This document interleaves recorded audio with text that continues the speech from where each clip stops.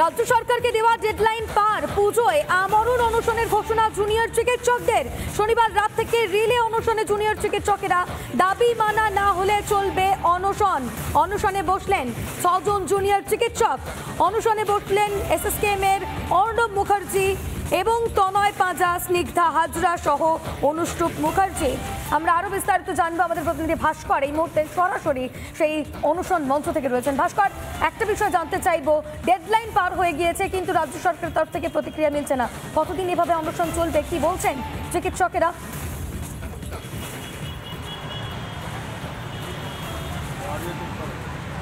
না দেখো রুমকি, কতদিন অনশন করলে তারপর রাজ্য সরকারের ঘুম ভাঙবে সেই প্রশ্নের উত্তর চিকিৎসকদের কাছে নেই। সেই প্রশ্নের উত্তর বোধহয় এই রাজ্যের কোনো বাসিন্দার কাছেই নেই। এবং যে 10 দফা দাবি, সেই 10 দফা দাবির জন্য ডেডলাইন দেওয়া হয়েছিল, ডেডলাইন পেরিয়েছে এবং আমরণ অনশনে চিকিৎসকেরা 6 জন চিকিৎসক প্রাথমিকভাবে রাজ্যের বিভিন্ন মেডিকেল কলেজ এবং হাসপাতাল থেকে তারা এই মুহূর্তে অনশনে রয়েছেন। আমার ভিডিও জার্নালিস্ট পার্থকে বলে, পার্থ একবার এই বোর্ডটা দেখাও।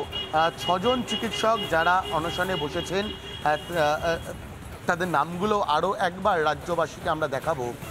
Doctor Pulasta Acharya, doctor Snigdha Hazra, doctor Arnab Mukhopadhyay, doctor Sayantani Ghosh Hazra, doctor Anushtup Mukherjee এবং ডক্টর তনয়া পাঁজা। প্রাথমিকভাবে এই 6 জন আমরণ অনশনে বসেছেন। রাজ্য সরকারকে ডেডলাইন দেওয়া হয়েছিল 24 ঘন্টার। সেই ডেডলাইনের মধ্যে রাজ্য ন্যূনতম যে সদর্থক পদক্ষেপ, সেই সদর্থক পদক্ষেপ নেয়নি। সেই কারণেই চিকিৎসকেরা রাস্তায় আমরণ অনশনে বসতে বাধ্য হয়েছেন। এবং তোমাকে এই মুহূর্তে ছবিটা দেখাবো, আমার ভিডিও জার্নালিস্ট পার্থ কি ছবিগুলো দেখাও। যে দ্রোহের উৎসব, সেই দ্রোহের উৎসবের যে পেন্ট, সেই পেন্ট এখানে রয়েছে।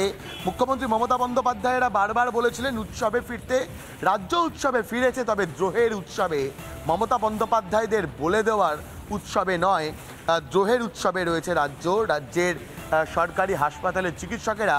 তারা অভয়া ন্যায় বিচার, একই সঙ্গে তারা অনশনে বসেছেন এবং কতদিন সেই অনশন চলবে, রাজ্য সরকারের কবে টনক নড়বে সেদিকে অবশ্যই আমাদের নজর থাকবে। ভাস্কর, আপাতত তোমাকে ধন্যবাদ। আপনাদের একবার শোনায় জুনিয়র চিকিৎসকের যারা রয়েছেন তারা কি বলছেন, শুনুন। মিনিট পেরোলো, ঘন্টা পেরোলো, দিন পেরোলো, কোনো উত্তর পেলাম না। আমরা এটা প্রমাণ করতে চাই না বা বলতে চাই না নিষ্ঠুর। এই প্রমাণ যদি কেউ করে থাকে সেটা রাজ্য প্রশাসন নিজে করছে। তো সেই জায়গা থেকে আমাদের হাতে আর কোনো পথ, আমরা কর্মবিরতির পথ ছেড়ে দিয়েছি। কোন জায়গা থেকে ছেড়ে দিয়েছি?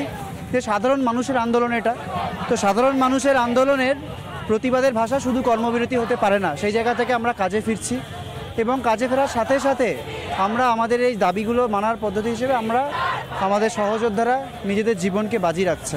এমনকি আমরা এও ভয় পাচ্ছি যে আমরা এখানে বসলে যে কোনো সময় আমাদের হয়তো মেরে ধরে তুলেও দিতে পারে। যারা নিষ্ঠুরতা দেখাচ্ছে তারা এত দূর হতে পারে, কিন্তু আমরা দেখুন আজকে এই পর্যায়ে দাঁড়িয়েছি যে কিছুর ভয়ই আমাদের নেই। আমরা যখন আমাদের সহযোদ্ধারা যখন নিজেদের জীবন বাজি রাখছেন তখন সবটাই বাজি রাখা হয়ে গিয়েছে।